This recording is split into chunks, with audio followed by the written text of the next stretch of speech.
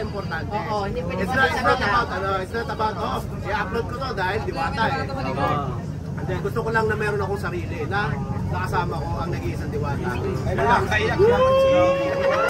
Ako si pambansang ulo ko at ako'y laging handa. Hatid ko lamang ay saya, miski na bata matanda. Kung madami mang problema sa buhay, ang tawanan, abot ng magdamagan. Say hi! Alam mo, dami na pera nito, mag-bless ka. Bless ka, dali, bless. Anak ka doon, tawag na. Siyempre. Guys, si Diwata, mag-hi ka na ba? Hi! Welcome!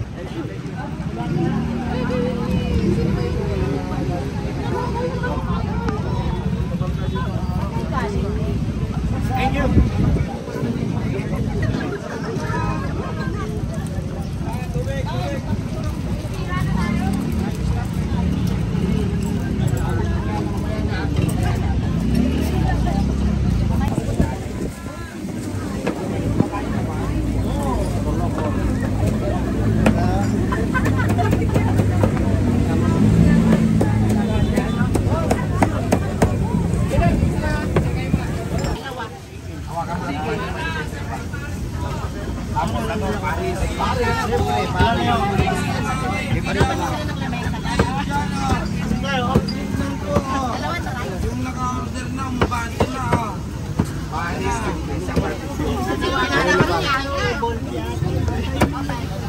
Asan sila?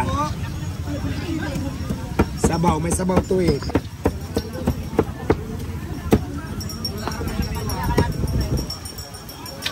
Yung chicken natin, ang waiting time ng chicken natin is 20 to 25 minutes.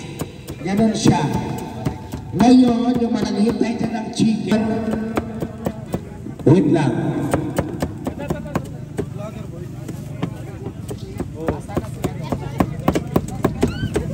Alam niyo mga kaibigan, sobrang nakakatuwa no dahil ang alam ko si Diwata nag-umpisa lang sa maliit. Pero tignan mo nga naman ngayon, di ba?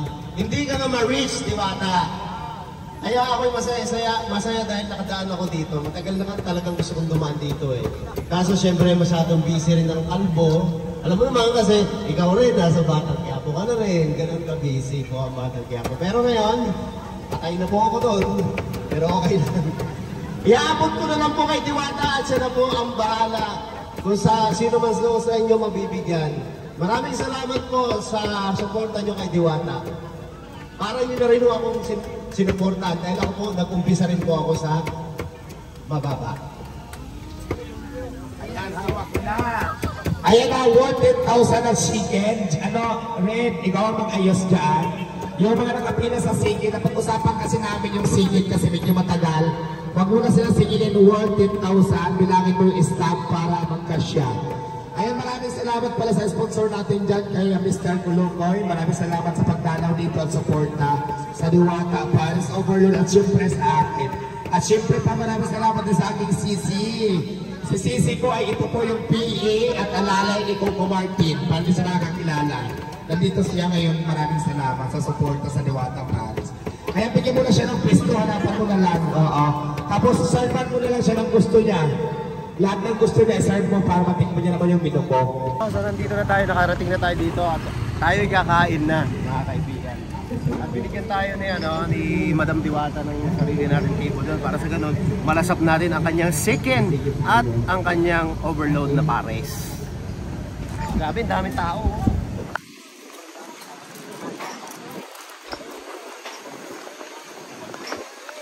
Napili sa akin ito, mga outsider. Dito na kayo ah.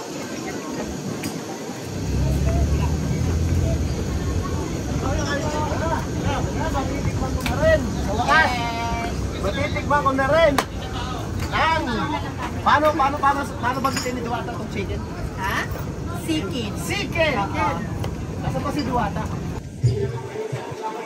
Ayun! Picture lang! Sige. Guys, bago ang lahat, tatanungin ko muna si Diwata. Diwata, bakit mo tinawag na overload ang iyong pares? Para kakaiba lang kasi ang Dati kasi ang tinda ko beef Paris, bali, yun lang, tapos mami. So ngayon, nag-create ako ng bagong pinoko, lechon kawalan sa kasi charong bulaklak.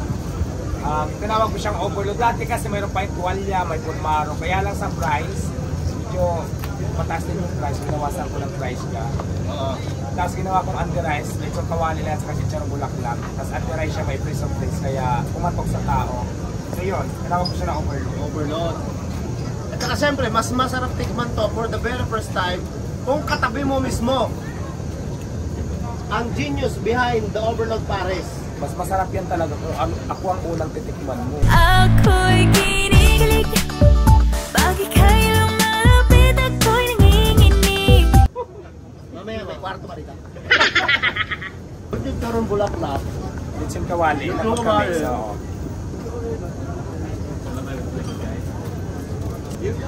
nakita ko yung video mo kanina, you want an honest review.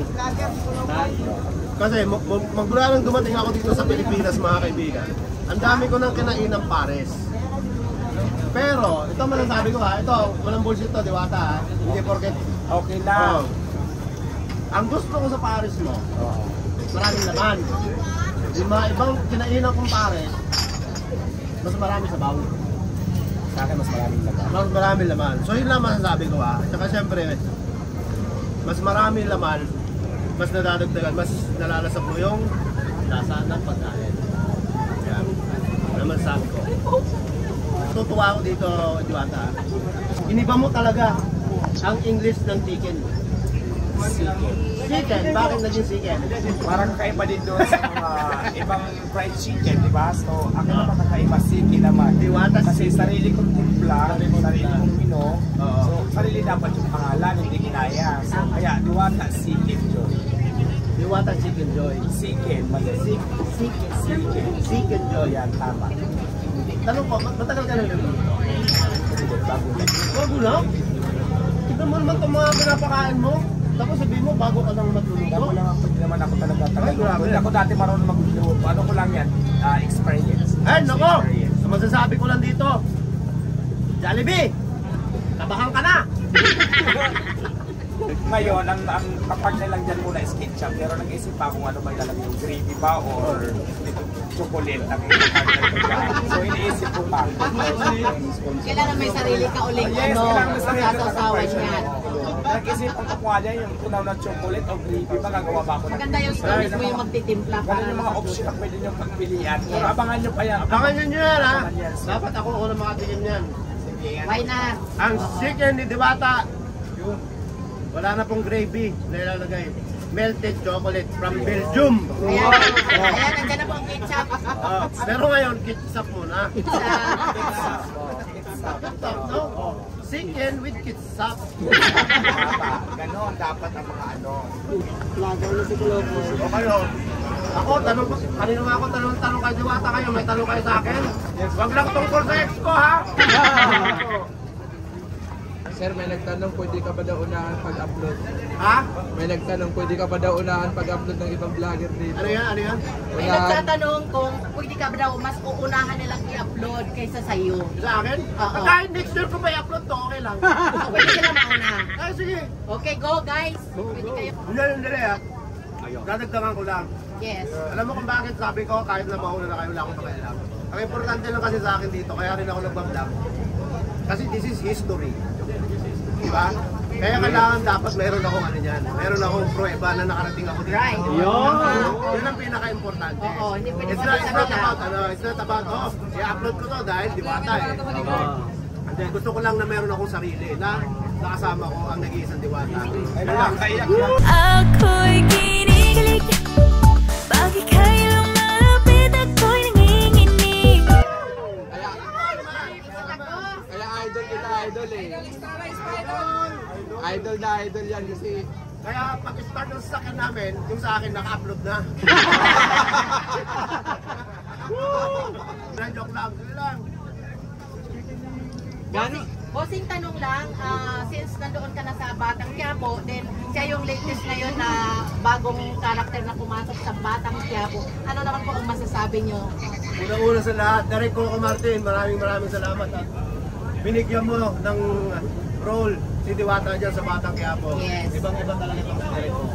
Magpapares pa rin ako doon. Oo nga, napapanood ko kaya yun. Mabubuhay pa kaya sir yung karakter? Sino? Yung sa'yo. Sa akin? Ikaw ba naman saksakin sa dibdib? Mabubuhay ka. Malay mo sir, biglang mag-imala, di Si ba? Bandot na, dito sa ulo binari. Sa tingin mo, mabubuhay yan. Malay mo, pababain ni San Pedro. Kasi brother, Hindi, gaano kasarap yung natikman mo kanina? Pati yung chicken. ito nga ang pares, kagaya sinabi ko kanina, masarap na, marami pang sahog. Hindi kagaya ng mga ibang pares na puro sabaw. Eh ako hindi ako masabaw na tao eh. Yun ang ano ko lang, honest opinion. At saka itong chicken naman, kagaya na sinabi niya kanina, meron siyang kakaibang lasa. Alam natin mga deep fried chicken na almost pare-parehas yung lasa niya. Pero ito talaga, dahil nga siyempre galing kay Diwata, meron din kakaibang lasa. Kasi siyempre meron siyang Alam mo, sarili. sekreto ko niyan, bakit masarap ang chicken? Ayun. Tatanong ko nga sana. Magic sarap. Lagyan mo magic sarap. Sir, anong masasabi mo na binigyan ka ng pagkakataon ni Diwata para ano ka ngayon sa kanyang parisan? Na inopen ka para kumain dito ng Oo! Binigyan pa ako ng sarili kong vaccine! Grabe na ito si Diwata. Hindi kanina, nung pagdating ko dito, sabi ko, park na lang tayo dyan. Tapos lumabas ako, kinuha ko yung camera ko. Yung lipid na camera ko na masira, kaya phone na lang gamit namin. Tapos may lumapit, sabi yan, text ko si Diwata. Ayan. Na nandito kayo. Sabi ko sa sarili ko, kahit na hindi na, kahit huwag na, kahit pumila na lang tayo kung gaya ng mga ibang pumipila. Kasi siyempre, nakakaya naman. Kaya pang-salamat ako Diwata dahil natikman ko kagad ang chicken mo at saka itong pares. Siyempre, papasalamat din ako sa'yo dahil isang malaking karangalan din niya para sa akin. At dinalaw ko ng isang kilalang vlogger at saka kilala sa industriya, di ba? So, isang malaking karangalan niya para sa akin at siyempre to promote na rin ang tindahan ko na pinupuntahan tayo ng mga kilalang personalidad sa larangan ng industriya, di ba, Ni? Sino pa bang magsusuportahan kundi? Tayo din lang naman. Pero kayo, yung nanonood niya dito, matanong ko kayo, a year from now, kapag itong Diwata Paris Overload, papasok sa SM o kaya sa Ayala, pupuntaan niyo ba rin? Yeah! Kahit ka na. Tata, may lang ako pa-shoutout sa asawa ko. Ginny Lane Sarbana, Heron sa shoutout. Wala mo nag-shout out. Wala pa. Wait lang kasi ano to, Tanong ko lang. interview mo. May tanong. May time po para dyan. Yan na yung asawa ko, pumunta dito sa Diwata Paris, may kasama kasama. yung babae. Palakpakan nyo naman si Diwata. Palakpakan yan! Di ba ba Diwata! Di kaya matabunan mo si Bubbles sa Batang Quiapo? Sa sobrang ganda. Malapit na, matatabunan ko na siya. At yan guys, ako ay nagpapasalamat kay Diwata at syempre dahil nakarating na rin ako dito sa Parisan mo, grabe na. Paulit-ulit ko sasabihin to, ang tagal ko nang pumunta rito, ngayon lang talaga ako nagkaroon ng chance. Actually, minessage ko pa si Diwata sa kanyang TikTok account para sa ganun masabi ko sa kanya na pupunta ako dito. And so far, napakaganda ng ang atmosphere dito. Lahat ng mga customer mo talagang support. Kaya gusto ko rin magpasalamat sa'yo. Siyempre nagbigay ka ng effort, pagod para puntahan ako. Maraming salamat. Na-appreciate ko naman yun. Thank you so much. Pakis naman. Ako'y kinikilig, bakit kayo